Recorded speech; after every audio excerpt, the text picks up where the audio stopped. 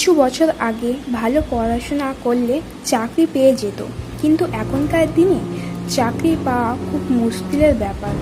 আমি অনেক ছেলে মেয়েকে দেখেছি আমাদের পাড়ায়, যারা গ্র্যাজুয়েশন পাশ করে এমনকি খুব ভালো মার্কস তুলেও বেকার হয়ে আছে। একবার ভাবো তো, সেই ছোটোবেলা থেকে, যেই সময় পৃথিবীতে আসার পর থেকে বাবা মা কষ্ট করে মানুষ করে 4 বছর বয়সে স্কুলে ভর্তি করে, স্কুল কলেজ করে প্রায় 16টা বছর পড়াশোনা করে কোনো চাকরি না পেলে কি করবে? পড়াশোনা শেষ করতে 21-22 বছর কেটে যায়। তারপর 2-3 বছর চাকরির খোঁজে ঘুরতে ঘুরতে তোমার বয়স হয়ে যাবে 24-25 বছর। তখন ফ্যামিলির কাছে বোঝা হয়ে থাকতে হবে। এমনকি তোমার সেই প্রিয় বাবা মাও একটা সময় বলবে, বাপের টাকায় বসে বসে খেতে তো লজ্জা করে না? আবার যদি তুমি কোনো কাজ করো তখন তোমাকে এই কথাগুলো ফেস করতে হবে। যখন কাজই করবি তখন এত পড়াশোনা করে কি লাভ হলো?